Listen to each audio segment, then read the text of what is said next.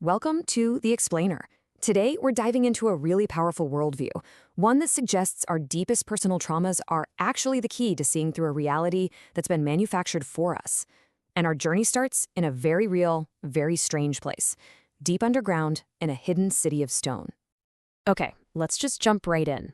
We tend to think of big mysteries as something out there. But what if I told you one of the weirdest is literally right under our feet, just waiting to be explored? So our story kicks off not with some abstract philosophy, but with a real place, a massive, secret city carved out of limestone. Think of it as a physical labyrinth, one that kind of mirrors the mental confusion we're going to get into. Right, so underneath Kansas City, of all places, there's this place called Subtropolis. Now, officially, it's just a huge underground business park. But the rumors, the stories, the strange things that happen there, they suggest something much, much weirder is going on. Just look at that number, 55 million square feet. To put that in perspective, that's like 140 football fields all underground. The sheer scale is just staggering. But honestly, the size isn't the real mystery here. It's the unsettling, unexplainable stuff that happens inside. I mean, check this out. These are documented reports. We're talking about hallways that seem to shift and rearrange themselves, rooms that are sealed tight but don't show up on any blueprints, and get this, voices crackling over intercom systems that are supposed to be dead. This place isn't just a big basement. It feels like it was built for misdirection. But what if this physical maze is just a metaphor for a much larger, invisible one? This quote from our source material is the perfect pivot. It suggests the real system of control, the real labyrinth, isn't made of rock at all. Nope, it's built inside our own minds. And that brings us to the next layer of this whole thing. The idea that the most powerful labyrinths, they aren't physical. They're made of ideas. Ideas designed specifically to keep us lost, distracted, and fighting with each other. The central voice in our sources calls this whole system the Matrix. And no, not the movie. It's an architecture of confusion that's all around us, operating in plain sight. It's the art of taking simple truths and making them so incredibly complex that we just stop asking questions. And these are the pillars holding it all up. Just think about it for a second. Financial systems that are so complex they feel totally abstract. History books written by the winners. And this concept of the Disneyfication of reality, where all the messy, harsh truths get scrubbed clean and turned into simple stories. This chart really nails the central conflict, doesn't it?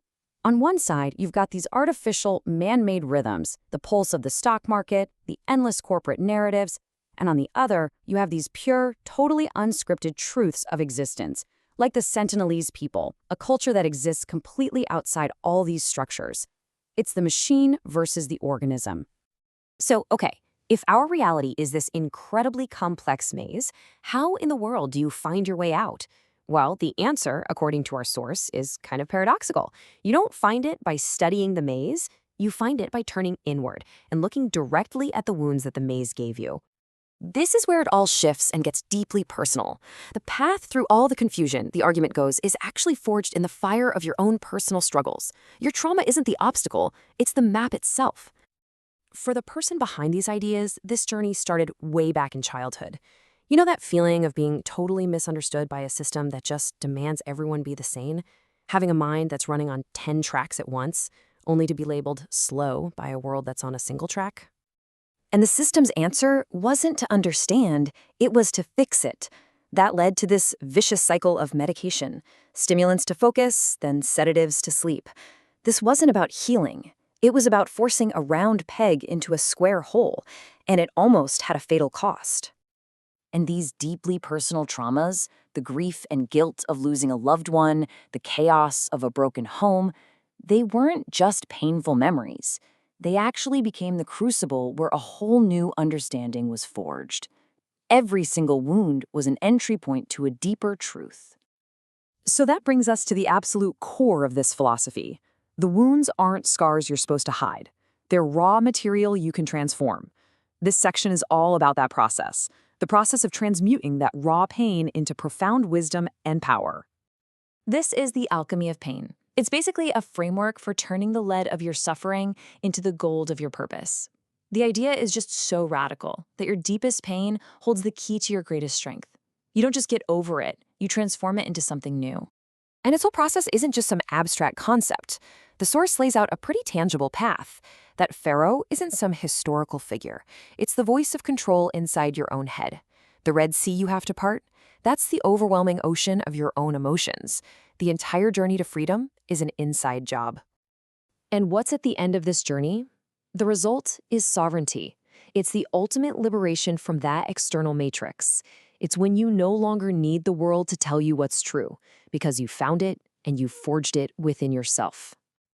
And finally, we get to the core philosophy that emerges from this entire journey. After peeling back all those layers, the physical world, the mental world, the personal trauma, what truth is left standing at the end? This quote just says it all, doesn't it? The ultimate goal of the Matrix, the whole architecture of confusion, isn't just about control. It's about amnesia. It's designed to make us forget our own innate power, our role as the creators of our own reality. And this right here is the heart of the awakening. It's a process of remembering this fundamental truth. We aren't just separate little pieces in the grand scheme of things. We are a reflection of the whole thing, what the Source calls the one in all. It means we have to unlearn all the systems of confusion to relearn the simple, powerful truth of who we really are.